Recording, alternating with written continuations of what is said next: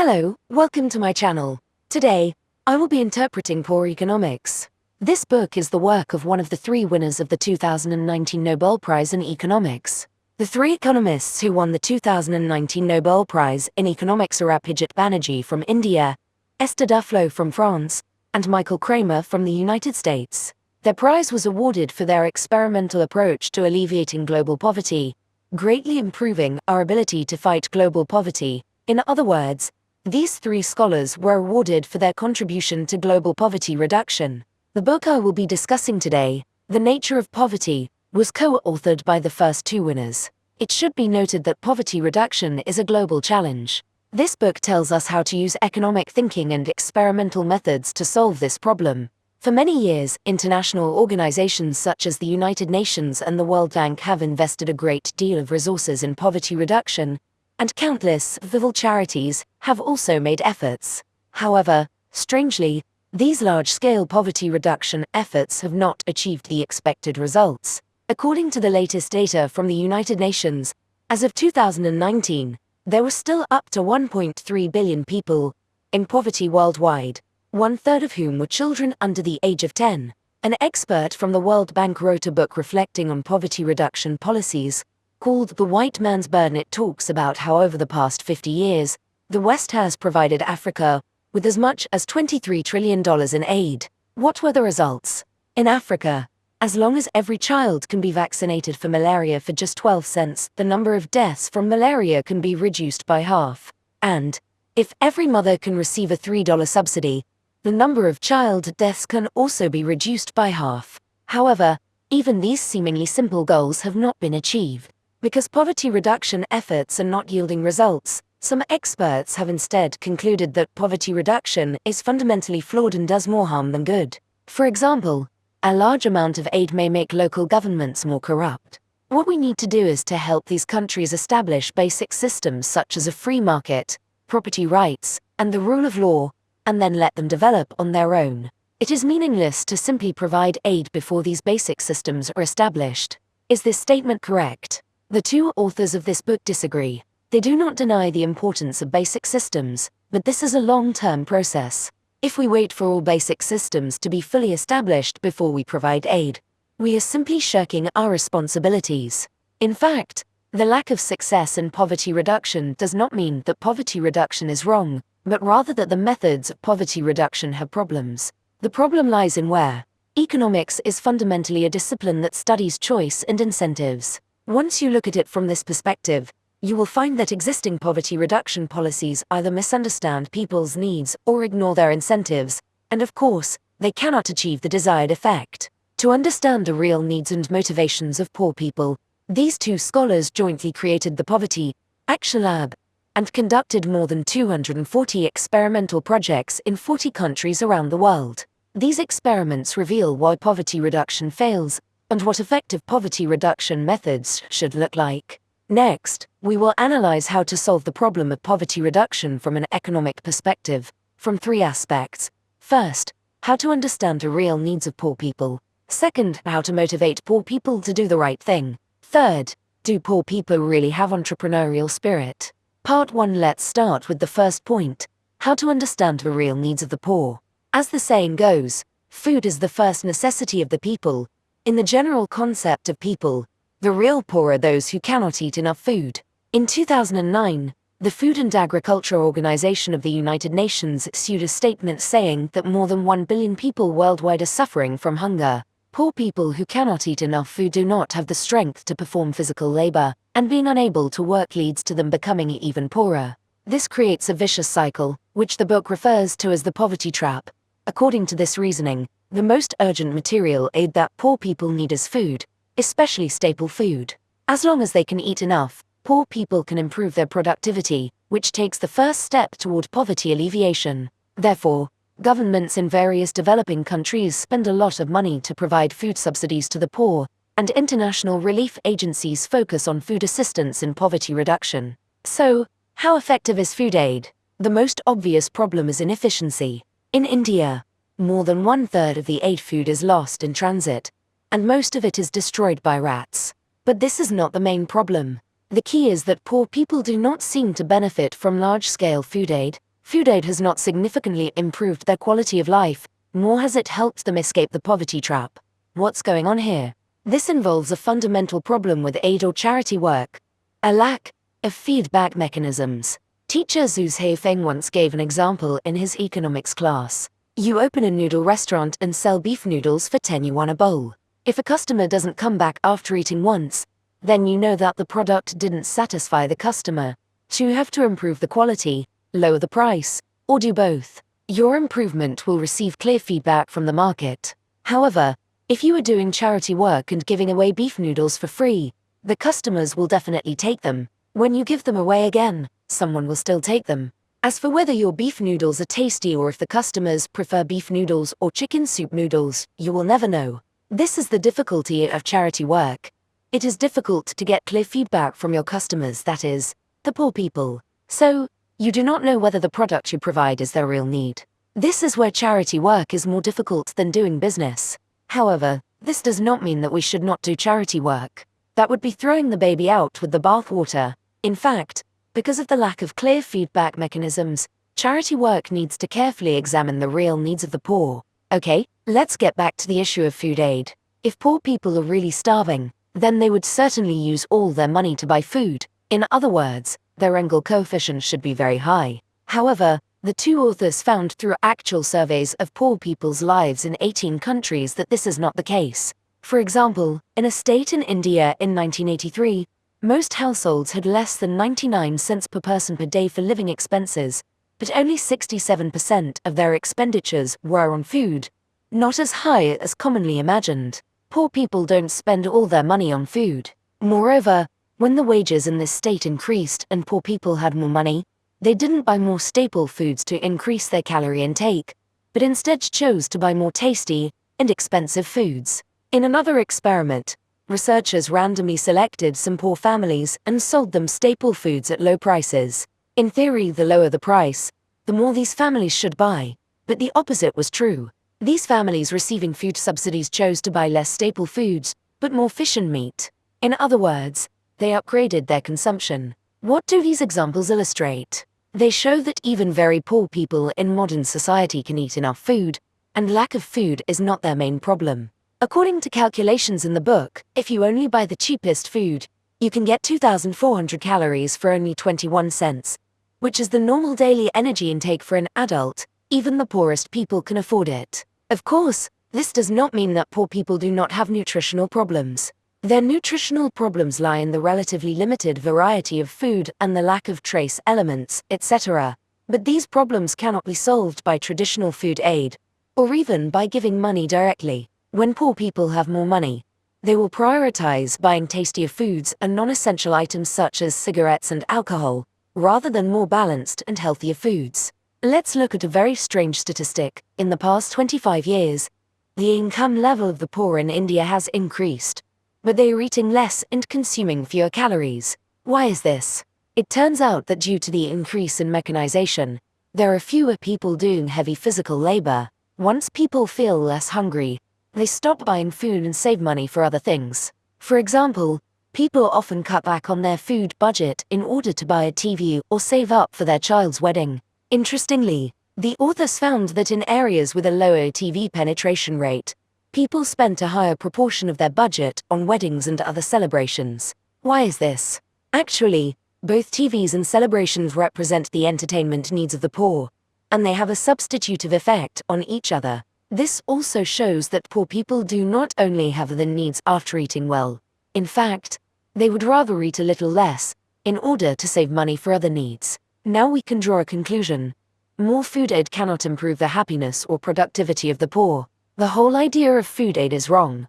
The correct approach is to provide high nutrient fortified foods to pregnant women and children, provide balanced and nutritious meals for school-age children, and provide systematic deworming prevention, etc. So, the key to poverty alleviation is difficult because of the lack of clear feedback mechanisms, so it is even more important to carefully examine the real needs of the poor, which is the first step. Part 2.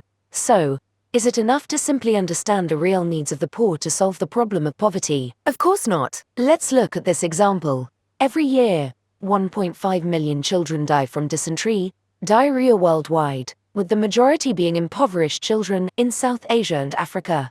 The demand here is very clear, which is to prevent and treat dysentery. And the solution is simple: just add disinfectants to drinking water, or give oral rehydration therapy, a solution of sugar and salt, to children with diarrhea, to avoid death. Poverty alleviation organizations have been providing disinfectants and oral rehydration therapy at low or even no cost for a long time, but according to surveys, only 10% of poor families use disinfectants and only 1/3 of children with diarrhea drink oral rehydration therapy. Why is this? More importantly, this is not an exception. There are many similar inexpensive, simple, and effective medical methods, such as using mosquito nets to prevent malaria and vaccinating children, etc., which the book refers to as low-hanging fruit. However, it is very difficult to popularize these methods in impoverished areas. Have the poor lost hope and don't care about their health at all? Actually, the opposite is true. Surveys show that many poor people in countries use most of their savings to treat diseases. If they become seriously ill, they will sell everything they have, or even borrow. The problem here is that they spend their money on expensive treatments rather than inexpensive prevention. Moreover, their first choice for treatment is not the public village health station, but the local unlicensed and untrained barefoot doctors or traditional healers. Why is this? Are the poor really so ignorant that they are beyond help? If you carefully analyze it, you will find that there are a series of complex reasons behind this. For example, the reason why the poor do not go to the health station for treatment is because they cannot rely on it. In India, the government stipulates that public health stations work 6 days a week, 6 hours a day. But in reality, the management of these health stations is very chaotic, with more than half of the working time being closed, and the average absence rate of doctors and nurses is as high as 40%. Even if the doctors are on duty, they are often not focused on treating patients. As a result, the poor do not trust the health station. If their child has diarrhea, the health station will only prescribe oral rehydration therapy according to regulations. The child's parents will feel that it is just a perfunctory solution, and prefer to go to the barefoot doctor and get antibiotics, which delays the treatment. So why are they unwilling to add disinfectants to their water? The reason is simple: it's too much trouble. Think about it. Can you remember to add disinfectant to your water every time you drink it? Especially when the benefits of doing this are in the distant future, and there are only costs to bear at present, it is even harder to stick to it. This is like how it is difficult for us to exercise regularly. What can be done? There are 2 solutions. The first is to minimize the inconvenience when using these solutions. For example, researchers found a way to increase the use of disinfectants. They installed a disinfectant dispenser next to each village as well, so every time someone drew water, they could easily turn the dispenser to release some chlorine and get chlorinated water. This method significantly increased the use of disinfectants. The second solution is to provide incentives that give people small rewards every time they take action. For example, most poor families understand the benefits of vaccinating their children and are willing to bring them to get their first shot. However, they often indefinitely postpone follow-up vaccinations for various reasons, resulting in low completion rates and unachieved goals. Researchers later rewarded people who came to get vaccinated with 2 pounds of dried beans. This had an immediate effect, increasing the completion rate from 6% to 38%. Furthermore, the reward of dried beans actually lowered the cost of each vaccination, because medical staff began working more efficiently. So, you see, much aid in healthcare is ineffective because there is often a gap between knowing and acting. Effective healthcare assistance not only needs to inform people what the correct actions are, but, more importantly, design a set of incentives to help people take action more easily. When helping the poor take the right actions, it is critical to empathize with them and understand why they may not use seemingly obvious solutions. For example, in Chennai, India, many poor people make a living selling vegetables and fruit. Their day begins by purchasing 1,000 rupees worth of produce from a wholesaler and then selling it at a 10% markup. After selling everything that day, they make a profit of 100 rupees. However, most of these vendors cannot afford the 1,000 rupees for the initial purchase and essentially borrow the money from the wholesaler. So, out of their 100 rupee profit, they have to pay back half, or 50 rupees, in interest. You can see that this interest rate is alarmingly high, reaching a daily interest rate of 5%. What does this mean? If you borrowed 5 rupees at this rate, you would own nearly a billion rupees after 1 year. So here's the question. Why don't these vendors save up 1,000 rupees themselves to buy their inventory? That way, they wouldn't have to pay 50 rupees in interest every day, and their net income could immediately increase by 100%. You might think that these vendors really don't have any money to save, but researchers found that this was not the case. On average, they spend 5 rupees a day on small expenses, such as buying tea for themselves or snacks for their children. If they just save these 5 rupees and borrow 5 rupees less from the wholesaler each day, then with the power of compound interest, they can completely use their own money to buy inventory in just 50 days, becoming debt-free and doubling their income. You might say that the vendors' lives are so difficult.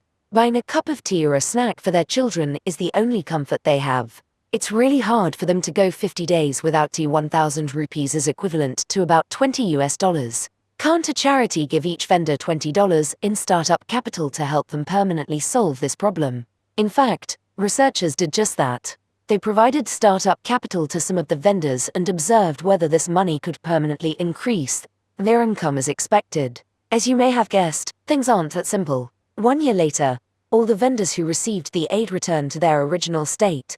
They had to borrow money every day to buy inventory and endure a daily interest rate of up to 5%. What happened in between? It wasn't that the vendors stopped working or squandered the money. It was that their lives were full of too many emergencies. Family members got sick, relatives got married, houses leaked and needed repairs, and so on. Once these events occurred, the vendors naturally thought of using this operating capital to solve the problem. As a result, after only 1 year, everyone who received the aid returned to where they started. The problem faced by Indian vendors is not unique, but represents a common predicament for the poor. They cannot save money. When you have no extra money, you fall into a scarcity trap and spend every day dealing with various emergencies, without the energy to plan for the future, even for things that have immediate and visible effects. Let me give you another example. In Kenya, only 25% of farmers use fertilizer each year. After deducting the cost of buying fertilizer, farmers can increase their net income by 70%. So why don't most farmers buy fertilizer? The answer is that they don't have money when it's time to plant. Why don't farmers buy fertilizer immediately after the last harvest?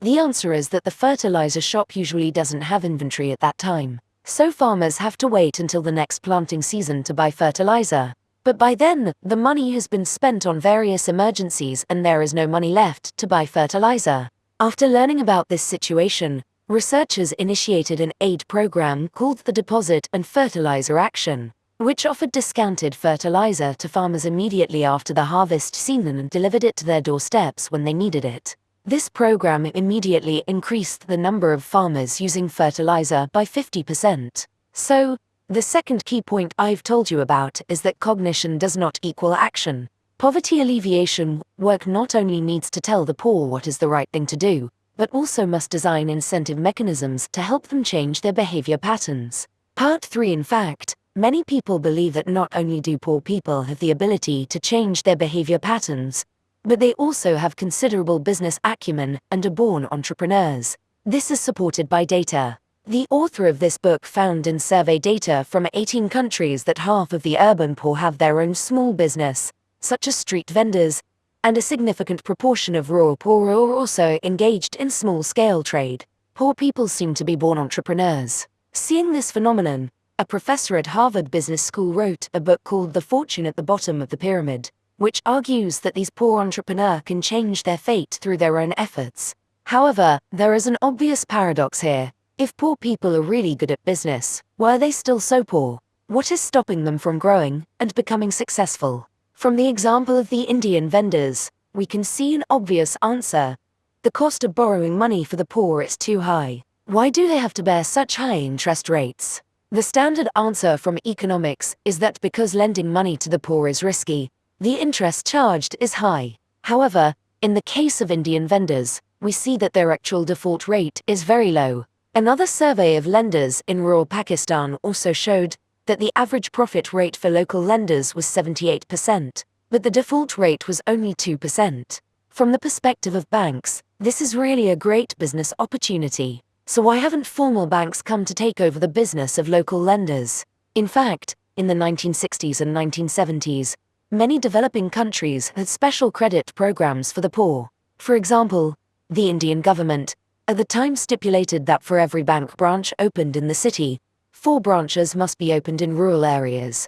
However, these credit programs for the poor eventually failed due to the surprisingly high default rates. From this we can see that the work of local lenders is not as easy as imagined. Lenders need to constantly monitor the movements of borrowers, pay attention to whether anything major has happened in their families, even give advice on their businesses, and ensure that borrowers can get money immediately when they encounter emergency events.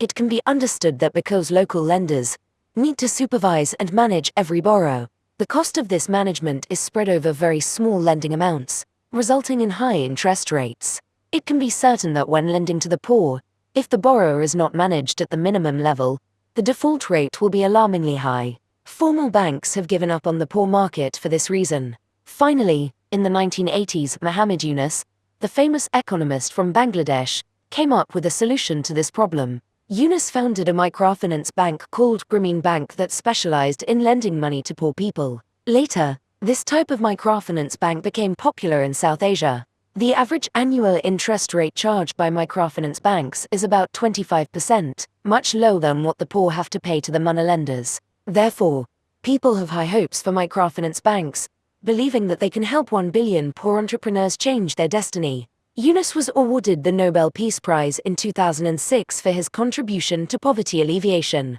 So, how does a microfinance bank solve the big problem of high default rate among the poor? First, microfinance banks mainly target female entrepreneurial groups, as they believe that women are more financially responsible. Then, they require a certain number of borrowers to form a mutual aid group, and group members have joint responsibility for each person's debt. The group meets once a week, and the credit officer collects a certain amount of repayment at each meeting, while members report on their business progress. As you can see, the management model of microfinance banks actually relies on building a familiar social network and using peer pressure to make borrowers feel ashamed to default easily, thereby managing borrowers at a lower cost. Evidence shows that if the mutual aid group meets monthly instead of weekly, the relationship among group members is not as close, and the default rate will increase. As we can see, the management of microfinance banks is quite strict, and not everyone can borrow money anytime. Therefore, although microfinance banks have sprung up all over South Asia, they have not become the first choice for the poor to borrow money. According to the author's investigation, only 1/4 of poor families borrow from microfinance banks, while as many as half of poor families still choose to borrow high-interest loans from local lenders. Furthermore, if we look further, have microfinance banks really made 1 billion poor entrepreneurs change their destiny as they claim? The author of this book believes that apart from a few successful cases, the poverty alleviation effect of microfinance banks is generally average and has not brought significant changes to the lives of most poor people. However, this is not a problem with microfinance banks themselves, but more likely because people's assumptions about poor people being natural entrepreneurs are wrong. Looking back, do the poor really want to start their own businesses? The author found that no matter which country's poor people he asked, if he asked them what they hope the children will do when they grow up, 8 or 9 out of 10 people will tell you that they hope their children can become civil servants, teachers, nurses, and other people who have secure jobs. It can be seen that the most desired lifestyle for the poor is a middle-class life with a stable income, rather than taking great risks to start a business. So, how do we explain why there are so many poor people doing small businesses? The author believes that this is actually a last resort. When you cannot find a good job and do not have any special skills, doing a small business is almost the only choice. In fact, it must be acknowledged that whether they are poor or rich, people with entrepreneurial spirit and entrepreneurial talent are a minority. For most poor people, the best way to help them out of poverty is not to lend them money to start a business, but to provide them with a stable and good job. What is a stable and good job?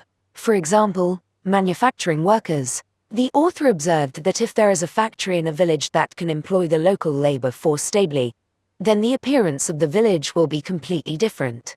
For these villagers who become workers, not only do they get a stable income, but more importantly, this job gives them a sense of control over their future thereby completely changing their attitude towards life. Perhaps this is the correct way to alleviate poverty. In summary, the essence of this book has been told to you. Here is a summary of how to solve the problem of poverty alleviation with economic thinking. First, the reason why poverty alleviation is difficult is because of the lack of clear feedback mechanisms, so it is necessary to carefully examine the real needs of the poor, which is the first step in poverty alleviation. Second, cognition does not equal action. Poverty alleviation work not only needs to tell the poor what is the right thing to do, but also must design incentive mechanisms to help the poor change their behavior patterns. Third, the best way to help most poor people out of poverty is not to lend them money to start a business, but to provide them with a stable and good job.